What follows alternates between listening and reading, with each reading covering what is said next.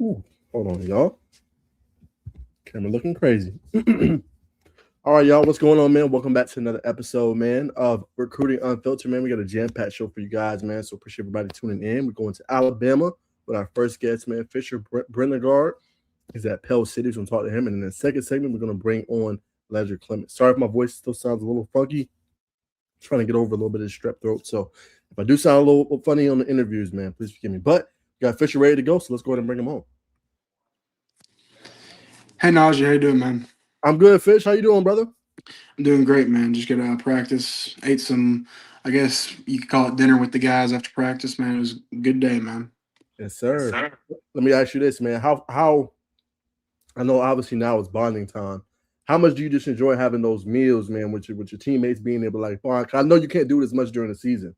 Yeah, man, it's everything, being able to, especially with me transferring with my coach and everything, going to a new school, following him and everything, and already bonding with these guys, man. And we got a special group, and it's the days you never forget, man. Being able to go out and eat with your boys after a hard practice, after conditioning, after whatever, man. It's everything. That's what you remember. No, 100%. And then Fisher, for you, obviously you've had a pretty good career so far. Obviously 6'6", you're a mauler, you do a whole bunch of different things. Well, man, what part of your process has been, I guess you could say, the most rewarding or most fun? Man, just like the offers and stuff is obviously awesome and all that, but man, like watching my development from, you know, my first year, my freshman year living in Kentucky compared to now, me betting on myself and moving down to Alabama to train and everything, step by step facilities, man. It's everything, man. Like that's the cool part for me, seeing how much I grow every year So as a player. So speaking of that, right? You bet it on yourself, making that big decision. You were probably with a freshman at that point, correct? Yes, sir. When I moved to Alabama, yes, sir. So if you don't mind taking me through that thought process when you was going to make that move, why did you decide Alabama? You could have went Texas, you could have went Georgia, Florida. Why Alabama, and why did you feel like you had to make the move in order to develop more?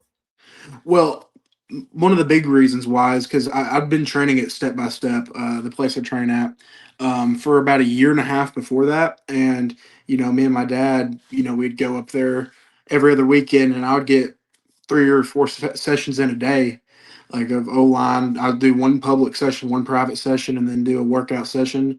And then, man, like doing that every other weekend, Saturday and Sunday. And then, my freshman year, I mean, I was a state champion my freshman year, but I mean, nobody's really recruiting Western Kentucky, and there's a lot of talent, but it's not a pipeline. And I know like Birmingham is a pipeline for a lot of schools, and I wanted to move to a pipeline state where I have more eyes on me for sure.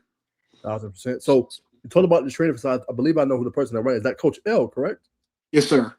Okay, so I know Coach L well. If you could speak to, I know he's not only impacted you, Fisher, but he's impacted a lot of Alabama kids, man, that come there. Like you said, you made the move all from Western Kentucky to come here. What makes it so? No, what makes him such, not necessarily a mentor, but such a person you can entrust to make a move like that?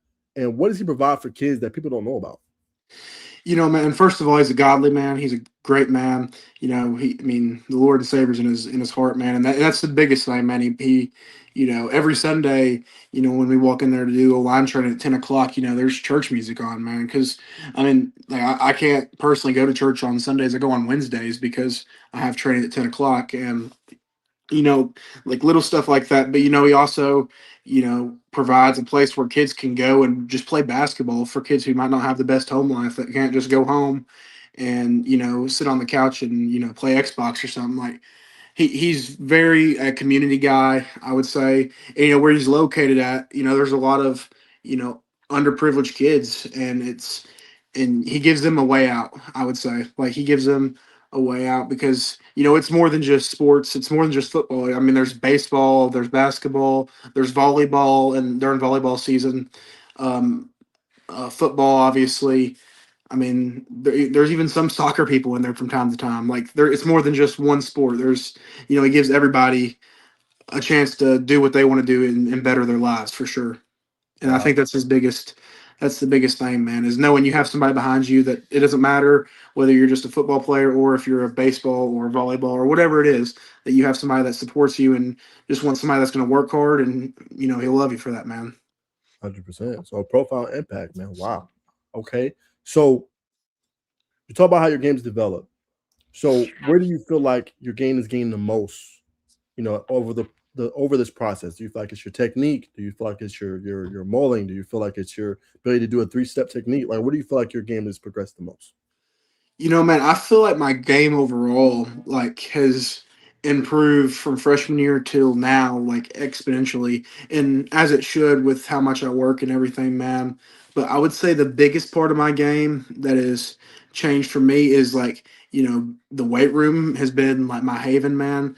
And like, if you, obviously that's not all that matters. Like you don't want to be the weight room warrior who's really good in the weight room, but it's not good on the field. But like there's a balance with it, and I feel like me gaining more strength and being one of the strongest guys on the field at all times, like, and me being able to use my strength to maul people, because that's what offensive line is about, man, is being able to impose your will on another human being, and like that has led me to be able to do that more often. Even though I had a really good freshman year, like there was times where we were going against teams, even in 2A Kentucky, like they might have had a guy who was stronger than me that I was more position blocking and not enforcing my will. And that's, I think, for you to be a good O lineman, you can make a good block, but for you to be a great O lineman, I feel like you have to like enforce your dominance on the line of scrimmage, man. And that's what it's about. Like, putting somebody in the dirt, man, and just finding a way to get on top of them. That's what it's about.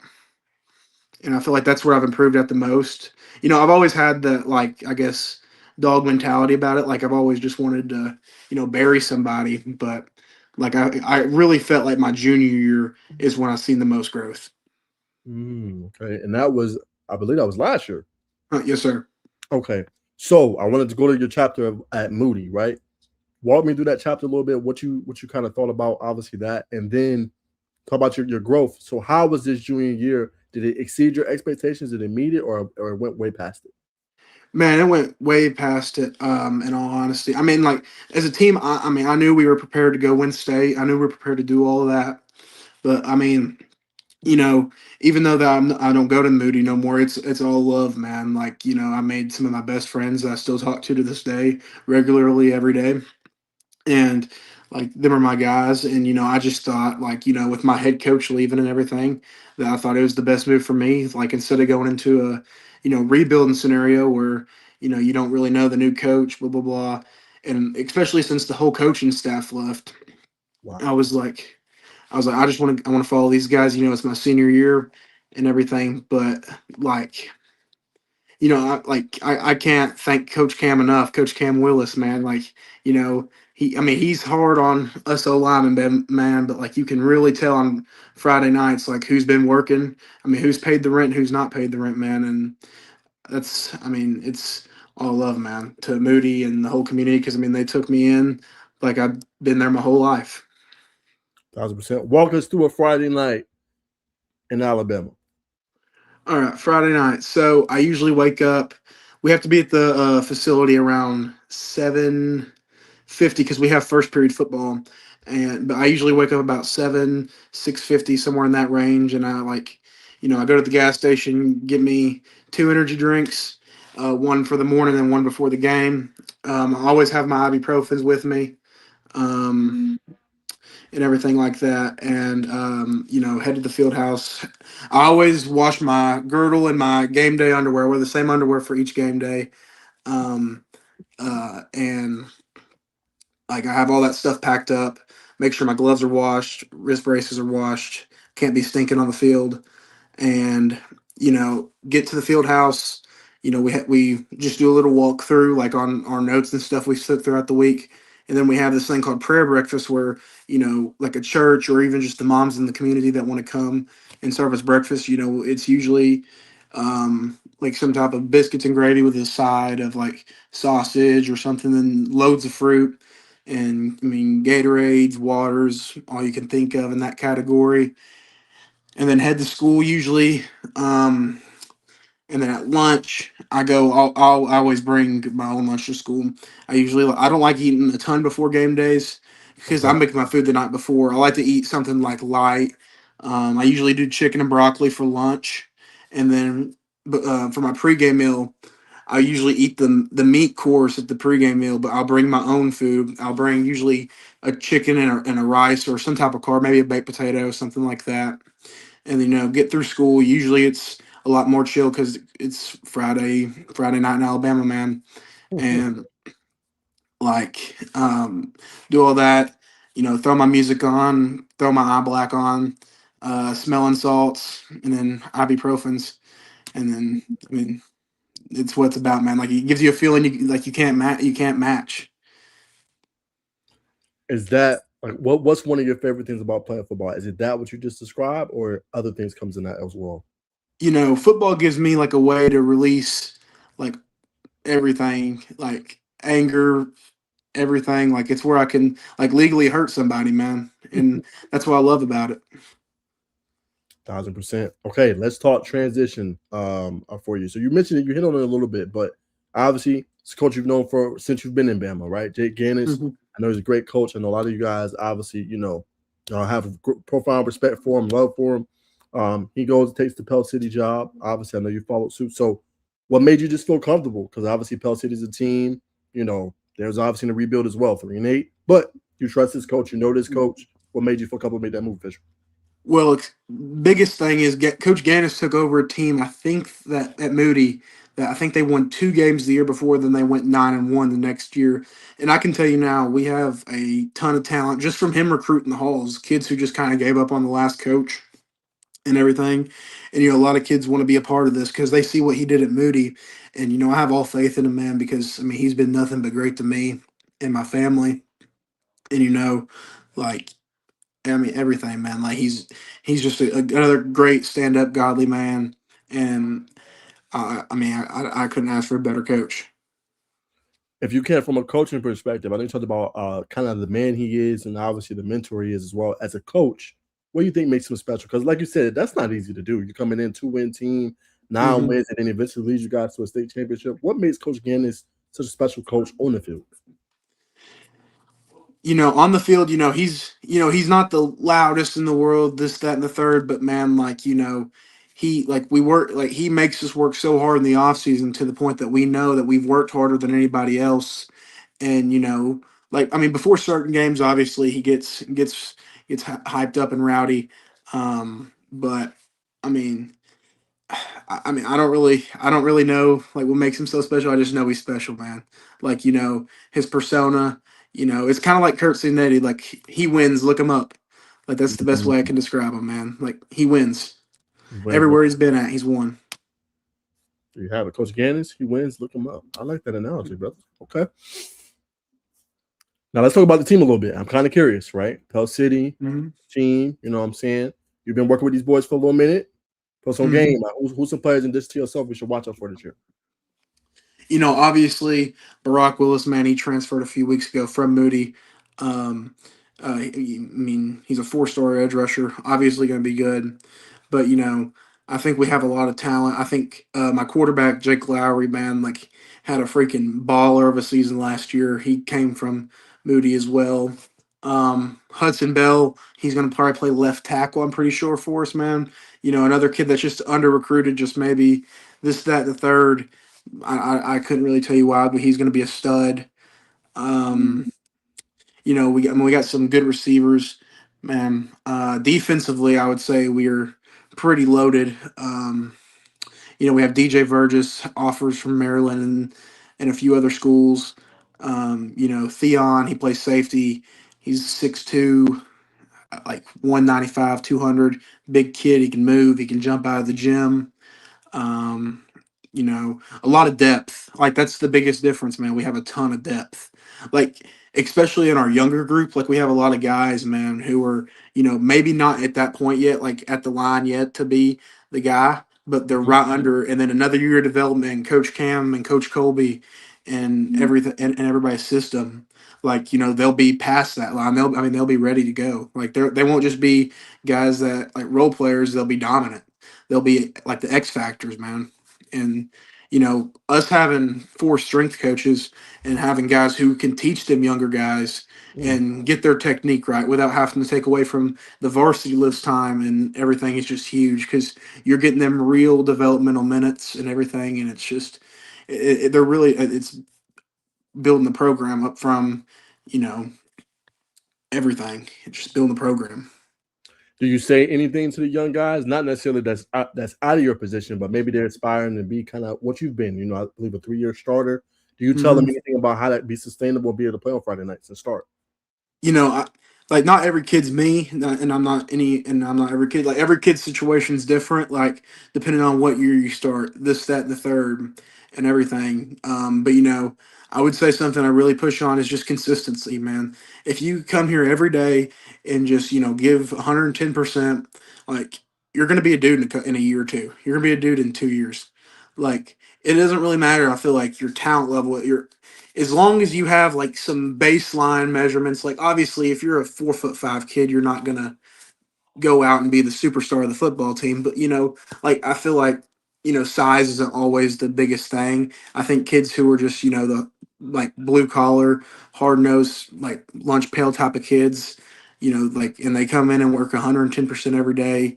Like them are the kids you rely on. Like them, that's your foundation, and they're like that's something I pride myself in. I don't really care about being like a superstar or anything. Like I'm fine with just being that type of guy, and doing my job to the best of my abilities, and helping the team around me more than just personal success.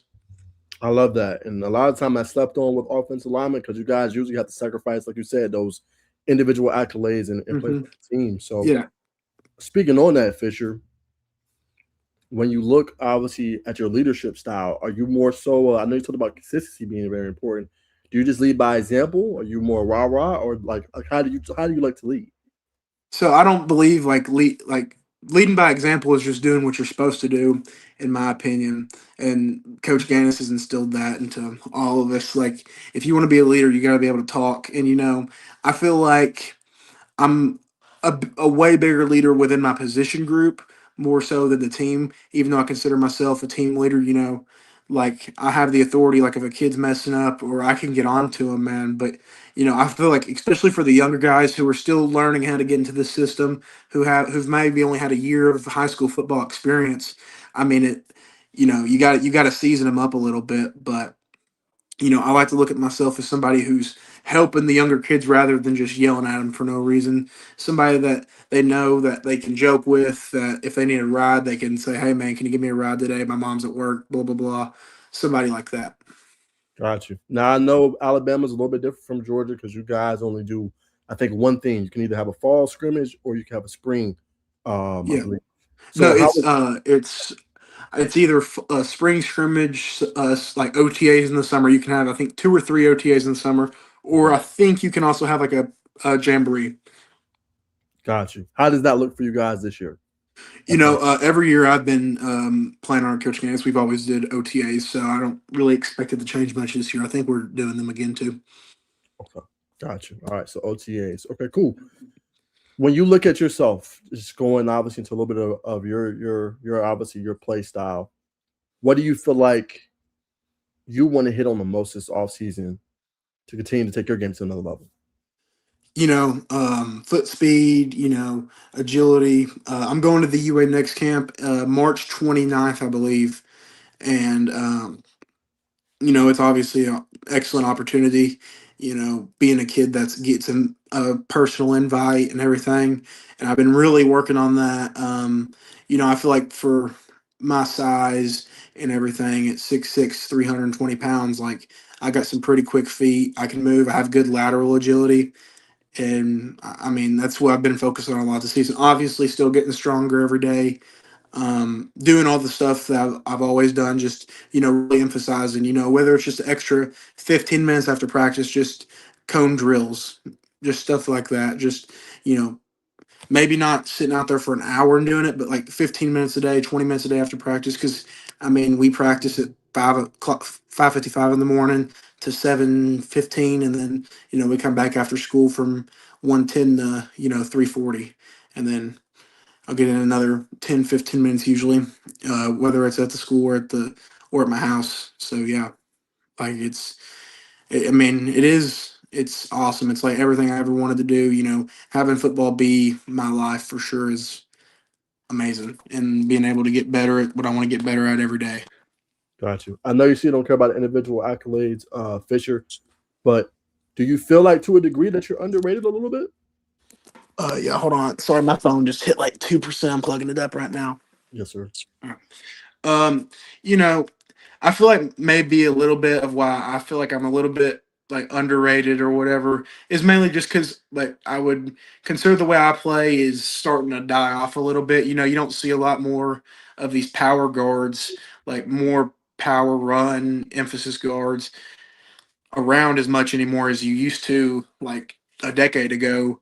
Because I mean, like I can remember my dad was a big Georgia fan. They used to have them freaking humongous 6'4", 330, 340 guys in the inside, just driving guys off the ball. But the game's changed, and I have to change with it. I'm a big Big Ten guy because I feel like my style fits that more. I'm actually repping Iowa shirt today, so. uh, I'm a big Iowa fan. Nebraska, I love watching all of them play. 1,000%. Okay, so you talked about adapting. So obviously, like you said, you would probably fit in like a glove with Big Ten. So how have you been just adapting? Are you going to kind of more sort of try to align with the conference that more aligns with your play, or the program that does, or like will you try to adjust to maybe fit another program? I want to be able to adjust to any program I go to, but I would love to play for a Big Ten school that runs the ball heavy because that's what I feel like fits me most. I don't think I could go into you know, a, I mean, well, USC did run the ball a little bit more this year, but like a Washington offense where they throw the ball 65, 70% of the time, just because that's not my play style. Like, I don't know if you've ever played Madden, but you know how like you have the archetypes. Like I Yes. feel like my archetype's the power guard, and if you put the power guard into like a air raid system, he's going to do a lot worse than if you put a pass protector offensive lineman in there. And just obviously you have to adapt to whatever the coaching staff wants you to do.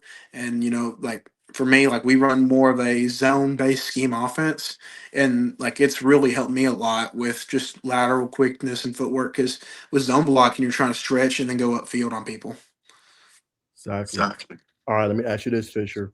Um, Speaking of that with recruiting, right? I know you've had a whole bunch of offers. I know it's starting to kind of hit that nitty gritty for you. So what schools have been kind of like reaching out to you a lot, have been showing a lot of interest, obviously, in you? Georgia Tech has shown me a lot of interest. Kennesaw State. Um, uh, Let me think. UT Martin has. They've messaged me a couple times. Georgia Southern, South Alabama, and that's about the bigger schools that have messaged me and talked to me a lot. Yeah. Got you. And then have you taken any visits? I'm gonna take a couple spring practice visits after I get done with this UA camp. I've just been super locked in on that and haven't really had time on the weekends because I've just been going and going and going with this and preparing for it. Got you. Well, a couple more on the recruiting, and I'll ask you about just how you prepare for this UA camp. I know you want to go out there and ball and showcase your talent. Let's go Georgia Tech just real quick, and I want to ask about. I think you said Southern as well. And you got a friend out there that used to be a quarterback, Charlie Johnson. So I want to ask you about that one as Hmm. well. But going with Tech first. What appeals to you there? Because I feel like you kind of fit like a glove with what they have going because they like to run Yeah. ball. So what's your thoughts Hmm. on that? You know, I, I'm I show interest to any school that shows interest in me, man. And they had a guy. I think he was the assistant O line coach. I think his name was Coach Mo, if I'm not mistaken. This was like really early into um, January. It was like January 20th or something. It was one of them days or something like that. But he was really interested. He said he's gonna come back this spring. Spring ball's where I'm gonna make most of my money because of the portal and everything only having one, and it's kind of screwed a lot of the recruiting up for high school athletes in that January to February window. But he didn't even know I existed, man. And then he saw me watch my film, and he was like, "We're gonna be back this spring to see him." Like, and I feel like I think just the coach has to give me a shot, and I'm willing to go anywhere, do whatever coach wants me the most, man. I don't like money's not what drives me to be great at the sport or anything. Like it's I want to build a bond with a team and have team chemistry and all that. That's what matters to me. Being able to if I need a lift in the morning at 5 o'clock to go to workouts, I can call a teammate and have his number rather than, transferring every year and chasing the money and all that. Because I feel like the NFL is where you get all that stuff. And, I'd rather have like real team chemistry, be with a group of guys that I can count on and I trust and all that, man. And that's what matters to me where I go for sure. On the outside looking in, what's your thoughts on Coach Key when you see him on TV? Not knowing him, just like what you see like on TV if you've seen the game. He's fiery for sure, man. And I love it. Like I love somebody that's gonna coach you and get in your grill and like be behind his team, man. That's what I noticed so much. He's behind his guys, no matter what, man. I mean, if he's down by 21, he's trying his best to claw back. He's gonna. It's a gritty bunch. I remember watching them. I think last year when they played Georgia, not this season. I don't think was this year the year they went in overtime, like triple overtime with Georgia, or that was No, that like eight overtime. No, it's 2 years ago.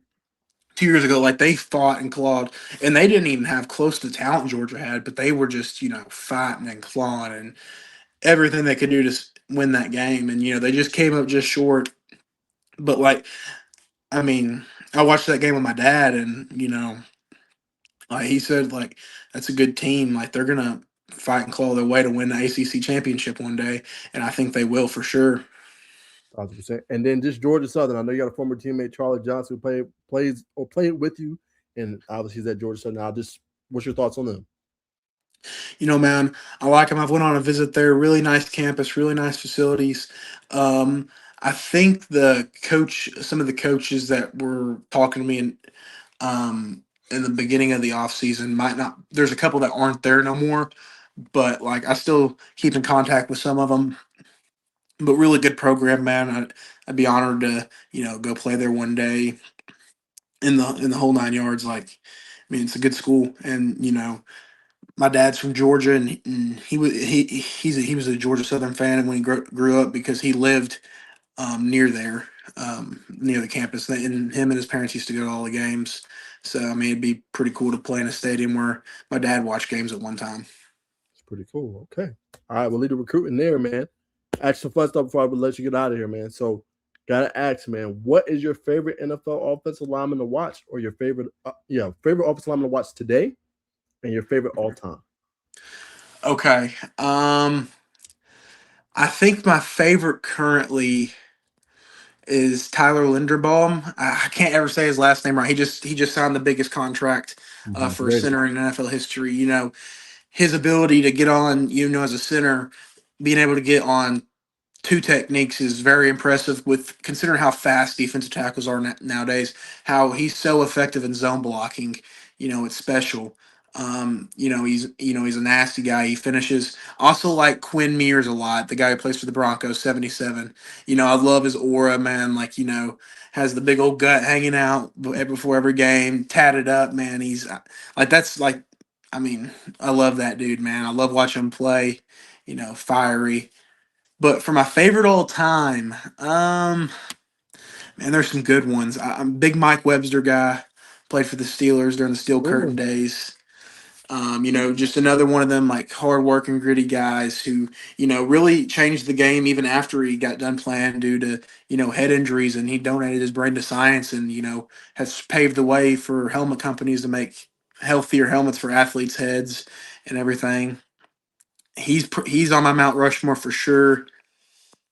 I'm a big interior guy. Mm,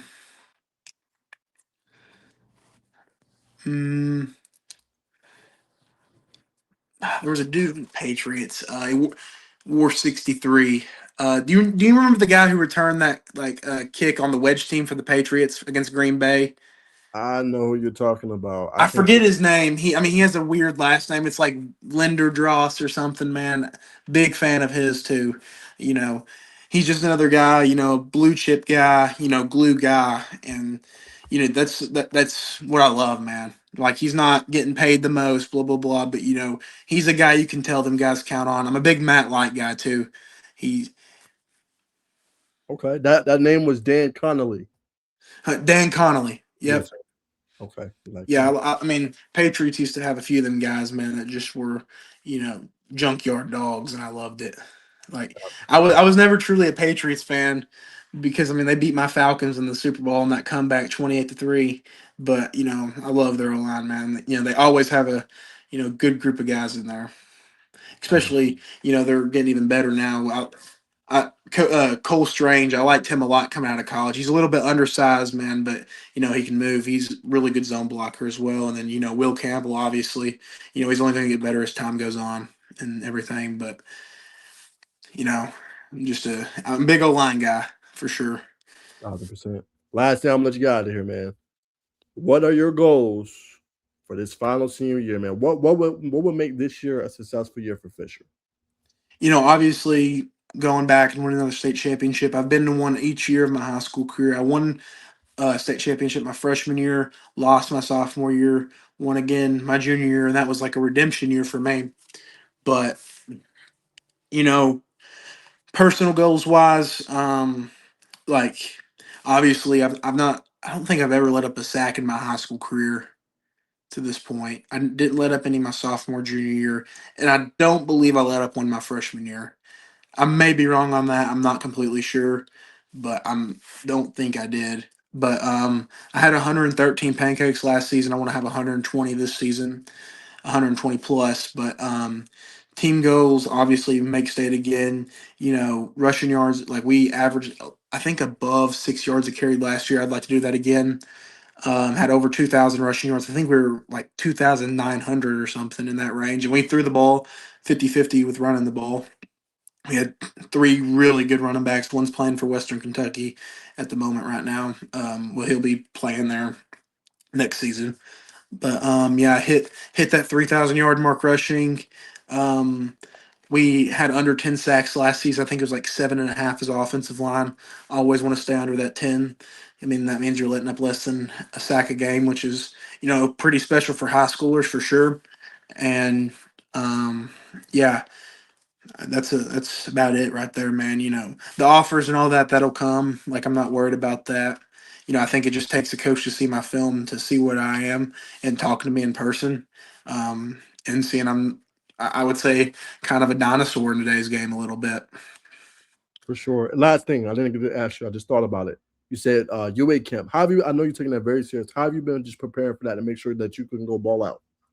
Yeah, man, really, I mean, really focusing on, the 5-10-5. 40 isn't as big of a deal for offensive linemen, but my 10-yard split, really been focusing on that because that is a test of explosiveness, is your 10-yard split. Um, I've been focusing on my L drill a lot, been in that corner, being able to sink my hips and everything, man. Just like I said, extra stuff after practice every day, and plus we do speed school every day with Coach Cam and get faster every day and get quicker, change of direction. Yeah, and I've prepped for really hard for the last month and a half, month and 3 weeks in that range for this. Um, yeah, man, I'm really excited for it.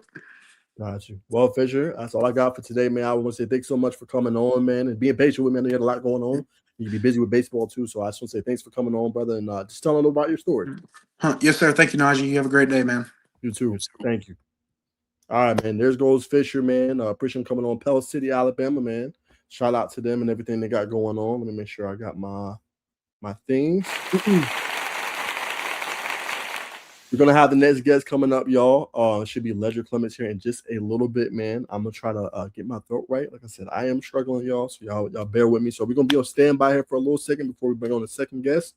Try to get myself together, and then we're gonna be back on for the interview, man. But again, I know I'm trying to deliver this content for y'all. Not feeling the best, man. It's been a struggle the last couple of days. I'm feeling better, but still not quite there, man. But I want to deliver the content for you guys. So come back in about 10 minutes. We should be good to go with Ledger Clements, man. Love y'all. Appreciate y'all. And thanks for everything. We'll be back in about 10 minutes. Let me shut everything up.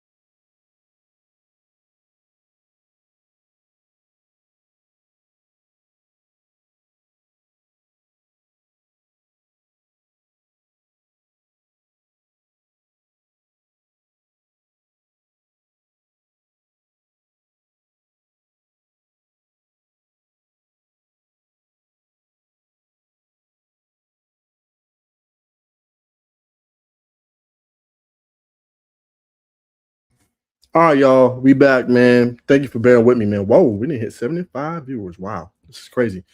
All right, y'all. Forgive me, man. Throat's not feeling well, but had to gargle some, man, and just going through it. Going through it. But shout out to Ledger, first and foremost, man, because he waited, been patient, man. So let's bring him on. Appreciate him being on standby. Ledge, what's going on, man? Good. How you doing? I've had better days, brother. Forgive me for being tardy, brother. All good. All good. Going through it, man. But how's it been going, man? I've been waiting to talk to you for a little minute now. I'm doing really good. Right in the middle of baseball season right now. We're doing really good in baseball. Just looking forward, getting ready for football season. I've been throwing the football, getting ready for it. Okay. Well, what position you play in baseball?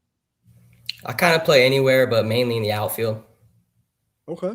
All right. What you batting? I bat lefty. I'm batting 8-hole right now. See more, so I can see more fastballs. I'm hitting really good though. I'm hitting really, really good right now. Okay. All right, man. One more baseball. What you thought about the? I know you had to probably see a little bit of. I know you'd be busy, but what you thought about WBC? Man, it was heartbreaking. It was heartbreaking to see that.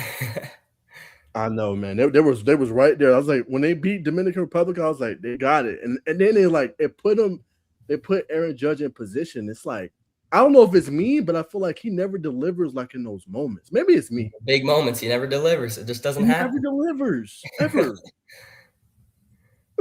I don't get it, man. I don't get it. But all right, man. We'll get into the interview, man. So, Ledger, tell me a little about your background, man. Before we get into obviously a great class you guys got in 2028, man. Tell me about just your love for football. I know baseball is intertwined in there, man. But how have you just been balancing both of those? Yeah, I played football growing up. I really started playing football when I was in about 7th grade.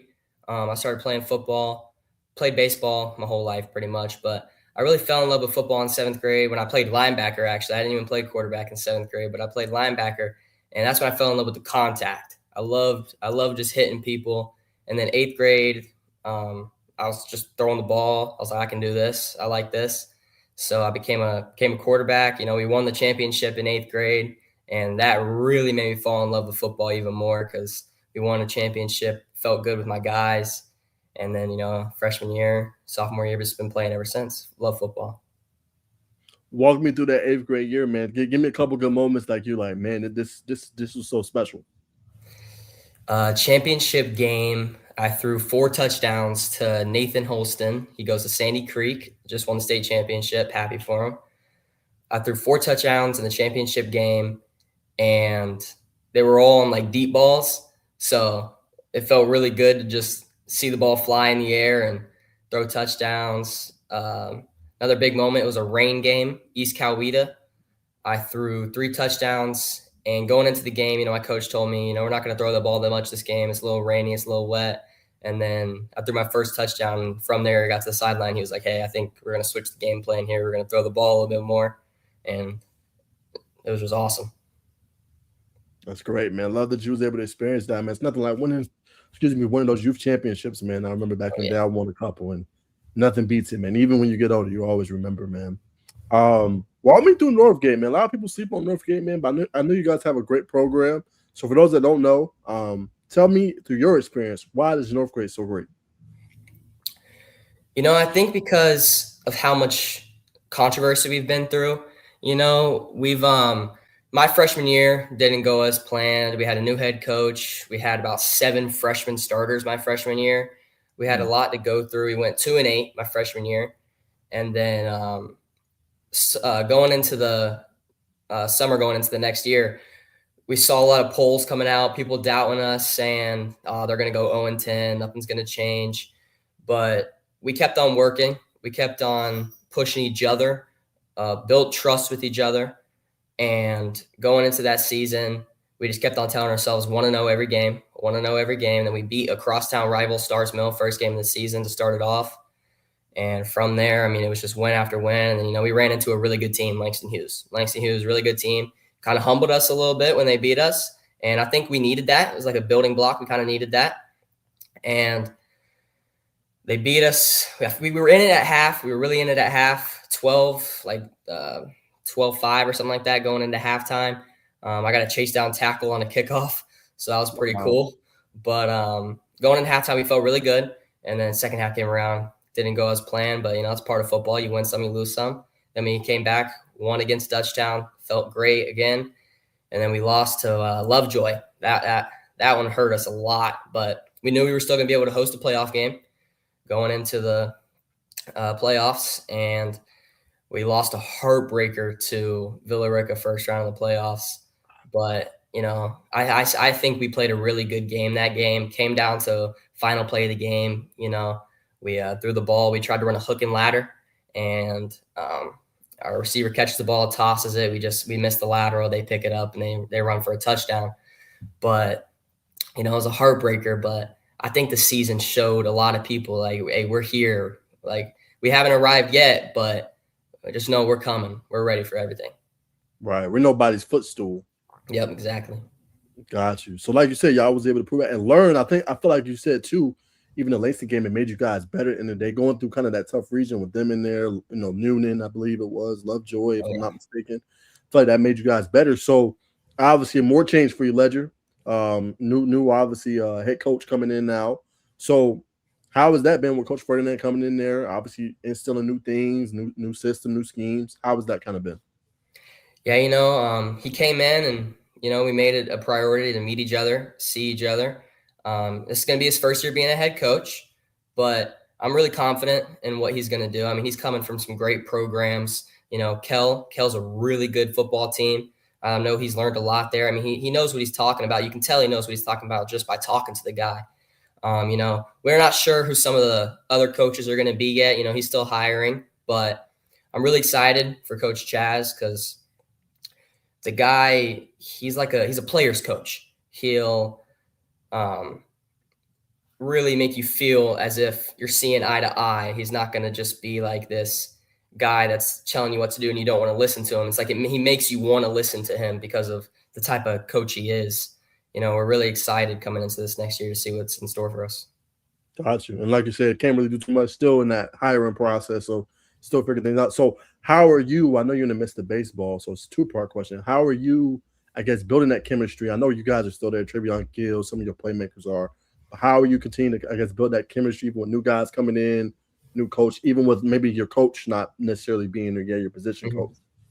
Yeah, so I'm kind of make it a priority to go see my head coach every day. I want to see him. I want to talk to him, get to know each other.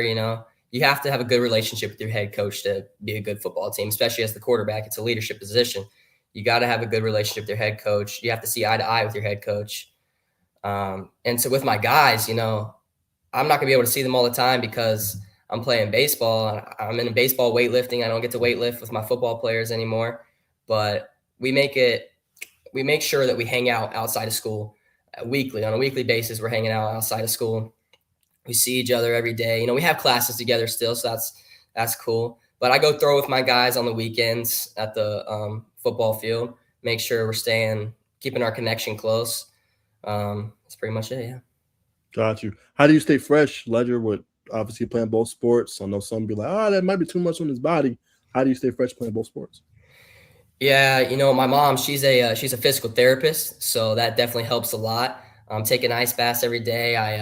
Baseball's, it's a different arm slot than a football, but I'm really hitting the weights, keeping my tendons strong, keeping my muscles strong.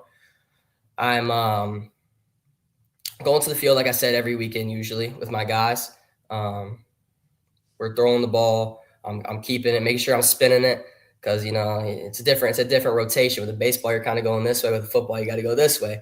Mm-hmm. So, it's very different, but, just gotta work through it. It's what happens when you play two sports. Right. Have you seen parallels? Has baseball even helped you on the football field and then vice versa? Oh, yeah, definitely. Baseball, because I've played outfield, I've played shortstop, throwing on the run. I mean, baseball, you go on the field a ball, you got to throw a ball sidearm. You got to be athletic on the baseball field. I feel like baseball's helped me with my quick twitch muscles a little bit because when you're stealing bags on the baseball field, you're just sitting still and you just got to go. You got to get on your horse. I feel like it's helped me build the quick twitch muscles. Reaction time definitely because you got 90-mile-an-hour fastballs coming at you. You gotta get your hands there. Stuff helping reaction time. Yeah. Let me ask you this. So since we're talking obviously about that, I feel like an underrated part of your game people don't talk about a lot is your ability to run. Can you tell more people about that? I feel like you showed that while studying your film. You show a lot of that in your film. Talk a Yeah. little about that part of your game. Yeah, I mean, I feel like a lot of people don't realize. I mean, I run a 4.70, 4.70 flat. I'm not a slow guy. I mean, I'm not the fastest, but if I got to get out of the pocket, I will. I'm a big guy. I mean, I'm 200 pounds. I'm 6'2", 200 pounds. I feel like if I'm on the run, I mean, I'll come at you. I'll lay a hit if I have to. Obviously, I'm not going to try to get hurt or anything. I'll slide. Got to be smart when you play quarterback.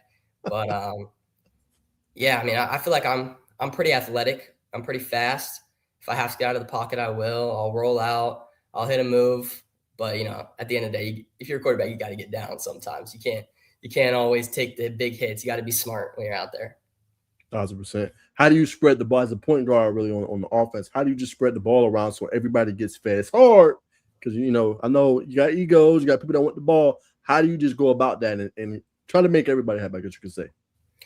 Yeah, so I mean, it's really built around your offensive coordinator. Like your offensive coordinator kind of has to do that a little bit because he sets up the route trees. He sets up who runs what route. I'll try to get it to everybody. I have trust in all my receivers. I know any of them can go get the ball. I know any of them, if I throw the ball up in the air, they're going to come down with it. My wide receiver one this year is going to be Chubb. His name is Connor Chubb. His cousin is actually Nick Chubb in the NFL and Bradley Chubb. Chubb just recently ran a 4.44 40-yard dash. Wow. And that was coming from, I mean, he ran a 5 flat last year, and out of nowhere, he's running this 4.44. And then we got a sophomore wide receiver, Brandon Gilger. He runs a 4.5. So, I mean, we're going to be surrounded by some dogs this year. Travion Gill, Woody Scatini, you obviously already know about them. There's some dogs. I'm not afraid to throw it to anybody. I feel like everybody on our receiving core can catch the ball. They can run the ball. They're good with the ball in their hands. We've got a bunch of dogs, a lot of underrated guys. In terms of play styles, which one of these, or if I miss it, I want you to say it, you feel like mirrors your game the most, right? Do you feel like it is playmaker, right? Do you feel like it's improviser, all right? Or do you feel like it's a guy that can, sit in there and be a risk taker? What do you feel like mirrors your game the most? Yeah, I feel like I can definitely just I'm more of a risk taker, You gotta be a little bit of a risk taker sometimes. I like to sit in the pocket and deliver a ball, even if you gotta take a hit. You gotta deliver the ball to your playmakers. I can be a playmaker if I have to. I feel like all those attributes kind of fit me in some way, some shape or form. Depends on what you got to do. It depends on the game. I feel like myself, I think I show up in big moments whenever I need to. I feel like if you got 10 seconds left on the clock, you're on your own 30-yard line, you need a touchdown to win. I want the coach to put the weight on my shoulders. I want him to put the ball in my hands. I'm not nervous when I have the football in my hands. I feel like that's probably the type of guy I am. Okay. Let me ask you this. Have you always been like that going back to youth days? Or did you have to kind of develop that a little bit? That, like you said, that clutch gene trait. Give me the ball when the game's on the line. Yeah, I think when I was in around 8th grade, when I started really, really playing quarterback, I think I was a little nervous with the ball in my hands because, it was my first real season as a starting quarterback.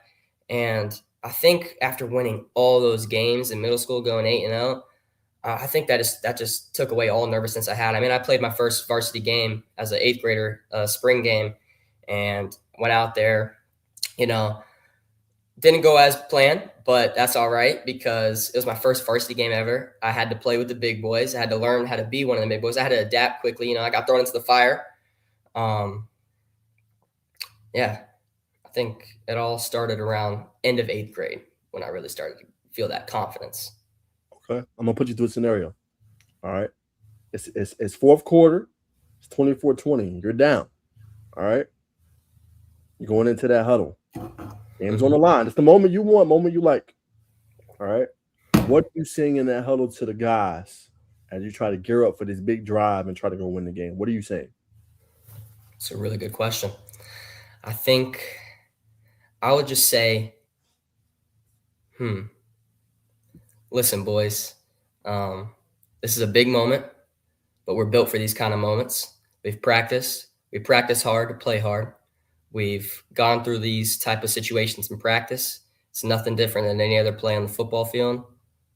We got this. Let's go do it. Something like that. I like it. Cool, direct to the point. Hey, that's excuse me. That's how you do it. Okay, I like that. Let me ask you this, another intriguing question. Let's say it's a guy you don't really know, right? He's on the team, gonna be a playmaker. Let's just say hypothetical. Gonna be a big part of your team. You don't really know him. How would you go about ingratiating yourself with him in order to kind of make him feel more comfortable, Ledger? What would you go and try to do to make sure that you guys are on that same rapport and same chemistry? Yeah, I think I would give them some information about me. Like I would say, hey, I've been in your situation. I was that guy that didn't know what to do sometimes. I was thrown into the fire as a freshman. I was out there nervous, but always ready to play. And I would tell him, hey, you've prepared for these moments. You're ready for this. You've practiced with these kind of things. You know what you're doing. You got this. Great. I like it, man. Sound like a natural leader. So let me ask you this. I feel like you're naturally a leader. So are you more like lead by example? I feel like you can do a little bit of both. You can lead by example, but you can also, if you need to speak up, you can too. So tell me a little bit about this, your leadership style. How do you go about that? Yeah, I think leadership all starts like in the weight room. I think it all starts in the weight room, and definitely in the weight room, you got to lead by example. You got to show what it means to work, how to work hard and get what you want in life. But at the same time, you see somebody in the rack next to you not doing what they need to be doing. You need to like get on them a little bit so that everybody else in the weight room can see that you need to do what you need to do for this team. And you're not special. You don't get to skip reps. You don't get to do things like that. But, we've got some strong guys in the weight room. I think our class is a really, really good leadership class. We all kind of feed off of each other's leadership. We see somebody over there leading in their rack, and it kind of spreads to your rack, makes you want to lead a little bit, and then on and so forth down all the racks in the room. And, that carries to practice, walkthroughs, just carries to the field. 1,000%. So you talk about this 2028 class. You said you feel like the leadership is special. I'm going to ask you from outsider's perspective, what else do you feel is special about this class? I asked Woody the same thing. I want to hear from your vantage point. Why do you feel like this class overall is special? I think it's the trust that we have in each other, the camaraderie we've built. The trust level is just so high in our class because of us playing together in Pee Wee ball all the way up to now. We've built trust with each other through all those things. And, we're like a brotherhood. I mean, we all see each other 24/7. We hang out outside of school. I think we're a huge, we love each other. We love each other as if we're all brothers. We have insane trust for each other. It's just, it's not weird if we all say we love each other. I mean, we tell each other, hey man, hey, I love you. I'll see you later. Like we say stuff like that. Like we really love each other. Gosh, y'all are really bonded. Okay. All right. So that's what's going to make y'all special. I mean, you already are, but it dates back, like you said, to 8th grade, man. Can't replace that. So let me ask you this, man. Going into this year, obviously I know you're dual sport. Well, what are some things that you want to accomplish? Let's go self first, and then let's go what you want to accomplish as a team.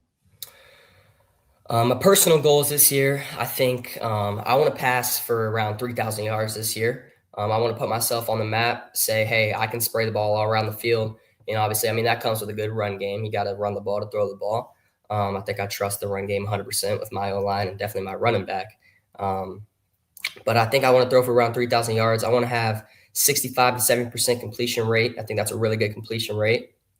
And I want to be one of the top QBs in the state. I want to be named at least. I want to get some stars. I want to get my name out there. I think I want to get my first offer this year. That'd be really nice. Get my first offer. I got some interest in other schools and stuff, but not the first official offer yet. That's definitely some of my personal goals and some team goals this year.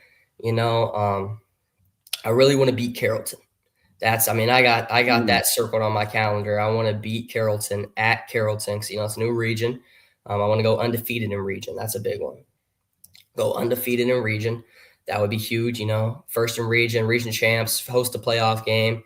If you host a playoff game and you get first in your region, you play, one of the last seeds in a different region, and you kind of just get a good path to the state championship. That'd be really nice. It'd just be really awesome to win region this year. That's definitely one of my biggest team goals. And another team goal would be a little bit more, just more drive at practice. I mean, we had really good drive at practice, but I want to see more of the lower classmen. I want to see a little more drive from them this year, which I think it will be really good. I haven't met really any of the upcoming freshmen yet, but we really want to teach them how to be big at practice. Okay, got you. Let me ask you this: you talked about your offensive line. You talked about Woody, obviously them, helping make your job easier. Like, how does that as a quarterback just make you just go out there, like I said, where you're not overthinking things? You can just pretty much play and go be yourself.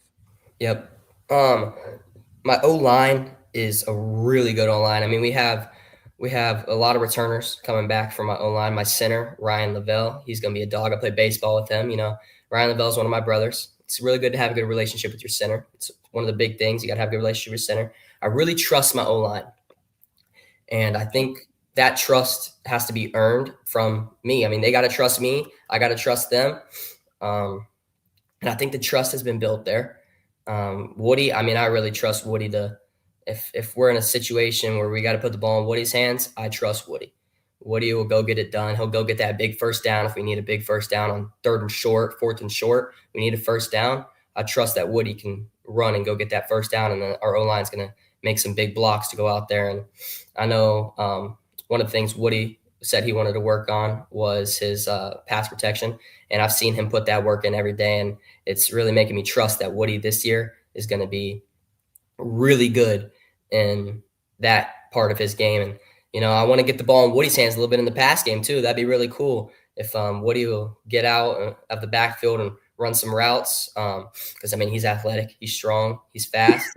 I think it'd be really cool to throw the ball to Woody. We got a new tight end this year, Kai Rutherford. I'm really going to like Kai Rutherford. He played tight end a little bit last year on JV, I think. But he played outside linebacker and defensive end on varsity. But he's a big dude, 6'5", 6'6", 205 pounds, 210. But, he's still going to gain weight. He says he wants to be 225, 230 by the season. I'm going to trust him, and I just trust everybody. I trust my line, D-line. I trust defense 100%. I trust everything. Okay, so we talk about everybody else you trust. Let's talk about trusting yourself a little bit, man. Here you are getting in that work, man, during the offseason a little bit, man. But tell people, like, we talked about the other underrated part of your game, which is obviously your ability to run. We're going to talk about this part of your game, the weight room and training and the strength.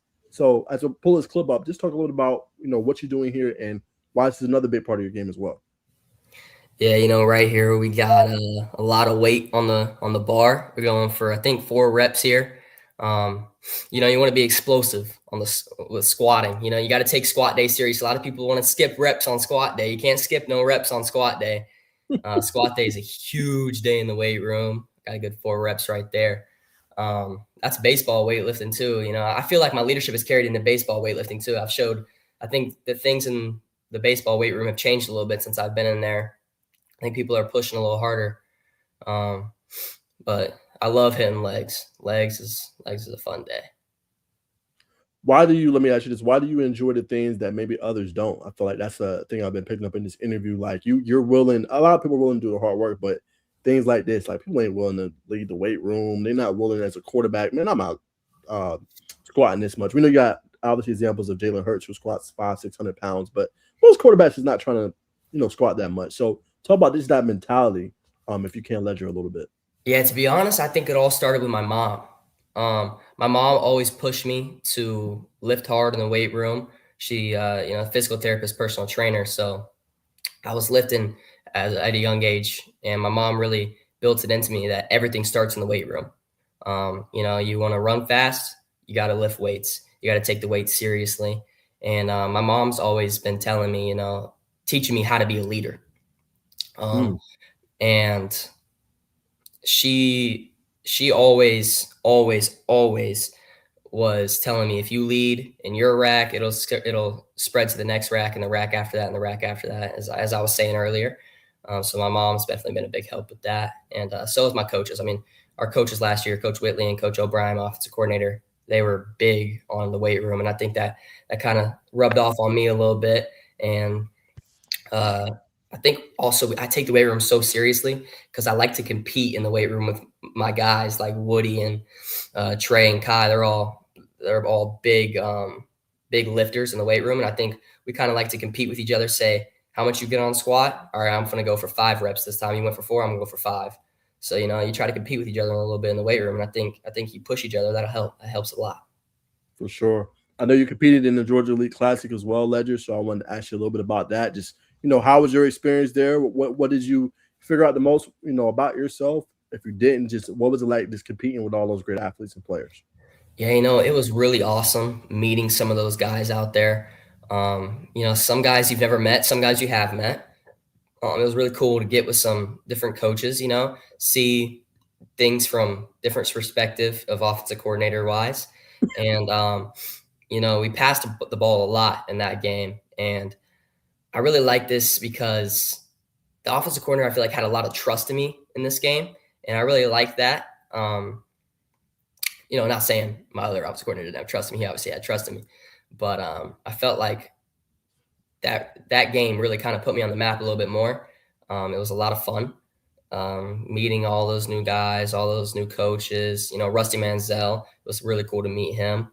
Obviously, we didn't come out with the win that game, but it was really cool to be told that, hey, if y'all would have won, you would have won MVP. And I was like, oh, that's really awesome. Shout out to the guy that did win MVP, the quarterback on the other team. He's a really good player. But yeah, I mean, it was really fun to go out there and compete with guys like that. What was your stat line? I'm not sure how many times I threw the ball, but I know I was like 80% on the game for like 250 yards ish, around 250 yards that game. And I threw 3 touchdowns. And I only played about like 2.5 quarters, probably about 2.5 quarters. But we played 15-minute quarters though. So. Okay. You was balling. Yeah. I think that's probably one of my best games I've played in high school.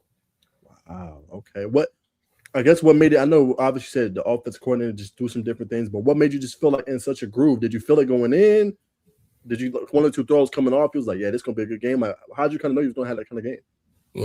I had that feeling in warmups, to be honest. I mean, we were throwing the ball in warmups, getting ready for the game. And I was like, man, the ball's like really spinning today. Like I had this new ball that my friend gave me, and it was really just spinning off my fingers. And I was like, dang, I feel good about today. And, I went into the game. We went like 3 and out first drive, but we didn't throw the ball. We went in second drive, and I threw a touchdown over the middle on like a kind of like a glance route. And I was like, yeah, I feel really good. And went out there, threw another touchdown right before half, a 55-yard bomb for a touchdown. And I really got into a groove, and I was really confident. I was like, oh yeah, I'm feeling really, really good. And I told the offensive coordinator that I was like, hey, I'm feeling really good. Don't be afraid to throw the ball. And he was like, hey, I got you. And we went out there and, we balled out. Period. Okay. So I'm going to go into recruiting. I know, like you said, you're still waiting on that offer first, but I know you're getting some interest. So I do want to ask you, like, when you show your film, when you had these talks with coaches, which you're going to have in the spring, why should they take a chance on you, Ledger? What do you feel like makes you different? And what are you trying to, I guess, show them maybe that they haven't been seeing earlier if they watched your film? Yeah, I think something that they really need to see is my anticipation. Ooh. I got really good anticipation. I feel like my accuracy has gone up so much since my freshman year. But the way that I anticipate on routes is, I feel like really well. I feel like I'm throwing the ball before the guys even out of their break yet.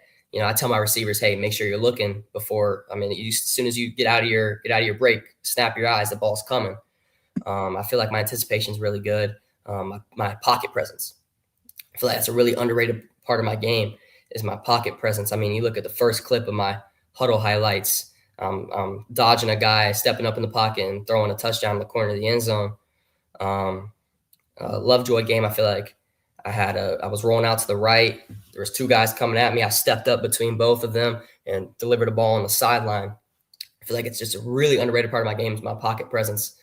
And just, like I said, anticipation, accuracy. And also, like you said earlier, I'm a little athletic. People don't really know my speed sometimes. I feel like, some recruiters have told me, hey, we want to see you run a little bit more. And I was like, all right, I got you junior year.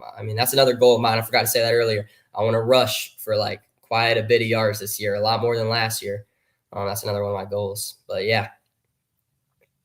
Okay, I got you. So what are some schools, and however many it is, doesn't matter. Just what schools have been showing that early interest? Yeah, I'm going on some visits this summer to Cincinnati, Houston, UT Martin, Georgia State. That's a big one on the radar. Georgia State's been talking to me a lot. Georgia Southern, West Georgia, Toledo, things like that. Yeah, it's pretty much just showed me a lot of interest. Got you. And then when you're talking to them, I know it probably just text or whatever it may be. How are those conversations? What were some things you just tell them about yourself so that you stand out? Yeah, I can't really talk to them because I'm a sophomore yet, but my dad's been talking to them. And when I see them in person, because they come to the school and they see me, and we'll go over like film together and stuff. And when I talk to them, they're always telling me they want to see me run more and stuff. But they always say that they love the way that you can see I play with passion. Okay. They always said they can see after any touchdown, no matter we're up 40, down 40, I'm always screaming, jumping, celebrating with my guys. I'm always, giving my O-line props for letting me throw that touchdown.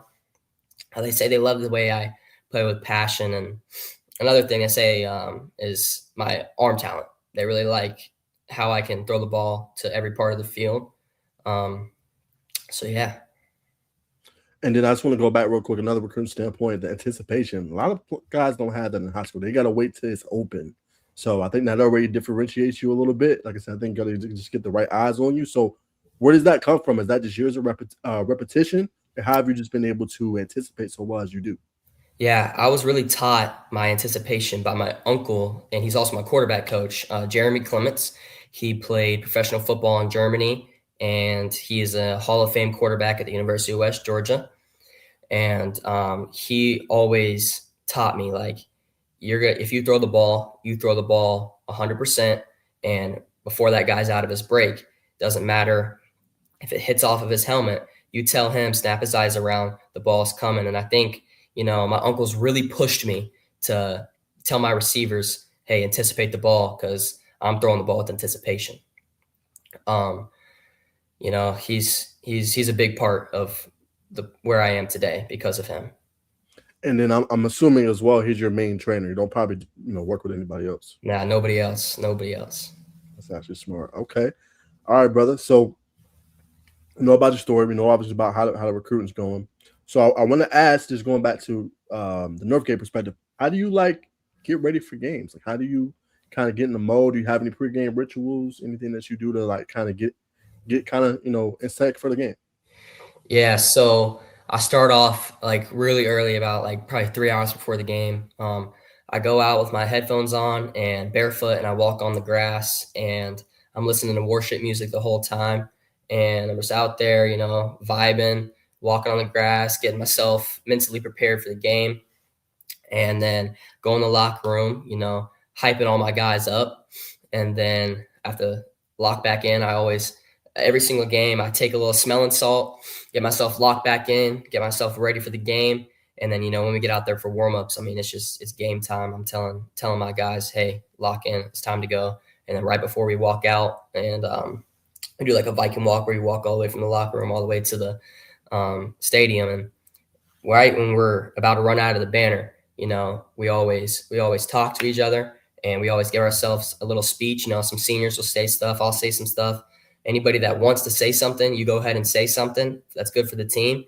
You can be a freshman. You got something to say something, anything good.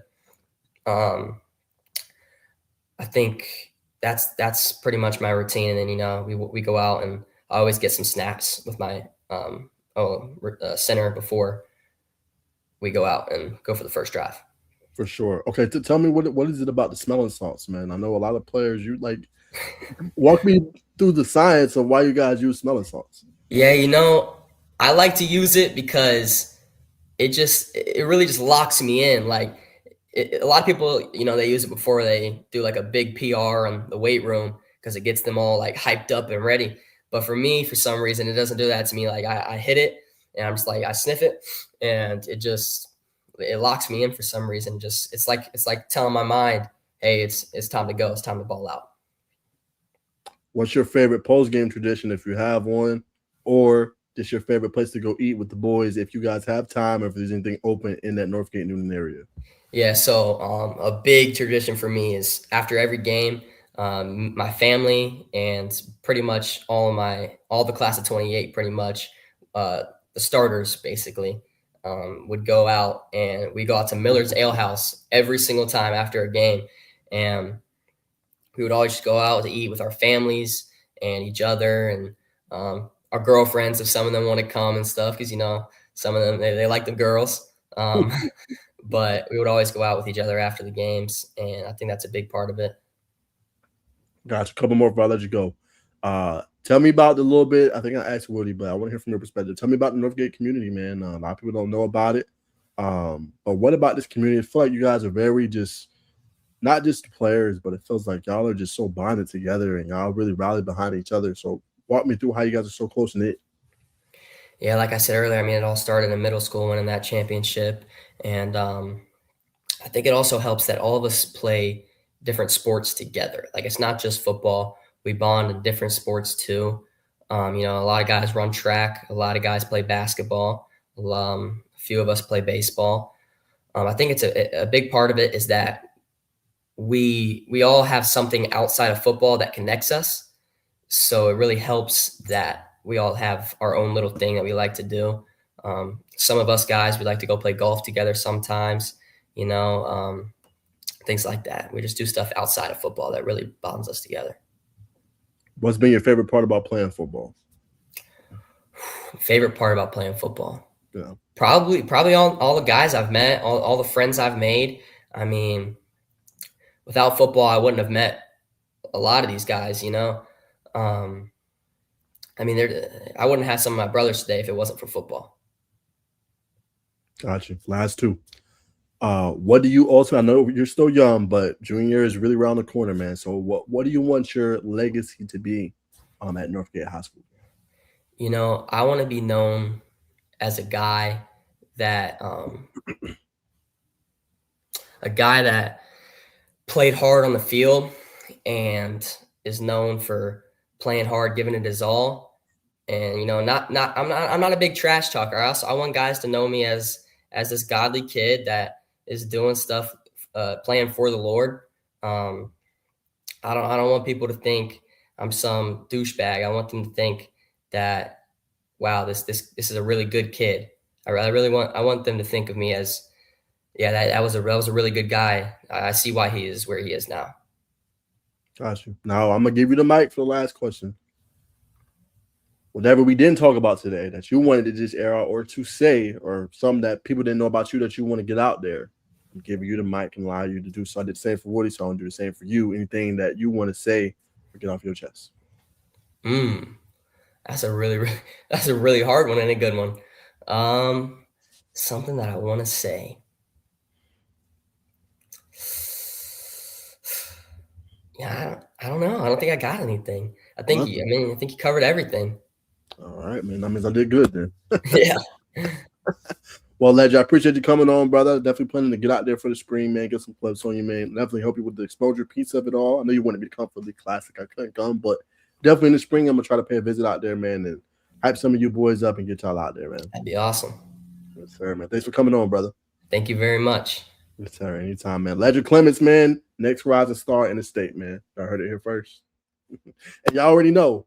Y'all already know. I know how to identify. Now check the resume, man. It's time now. Y'all check the resume. I've been seeing it for years. Found Teddy Gerard. Bro was 5'8", 5'9". Bro, 6'3", 6'4", right? Became a 4-star, reclass, going to Notre Dame, right? Kareem Hughley, I said it before he even blew up, before he got invited to Elite 11 Nationals. You know what I'm saying? He's going to be the next star in our state. And he's clearly already trying to show he's the number one quarterback in 2027. Yes, you could say Jace Johnson down there in Lowndes, man, but I would go Kareem Hughley. You know what I'm saying? So I'm telling you, from what I've seen with Ledger, I think he's gotten more accurate, even better. I think he's going to be the next one to rise in our state, man. All right, y'all. So that's going to do it for today's show. Appreciate you guys tuning in. We will drop the interviews a little bit later on the main page. I know sometimes people don't get a chance to go to the live, so we'll re-air those. And again, apologize. Appreciate y'all being patient with me, man. It's been rough, but I wanted to supply y'all with the Recruiting Unfiltered content, man. Y'all love it. Y'all been eating it up. Fans from everywhere, from Alabama, Northgate, all over the state of Georgia, man. So I appreciate all the love. Sorry if my voice doesn't sound the best, man. I've really been going through it, but I wanted to supply y'all with the content, man. But I'll see y'all in the next one. Enjoy the rest of y'all night, man, and see y'all next week. Peace.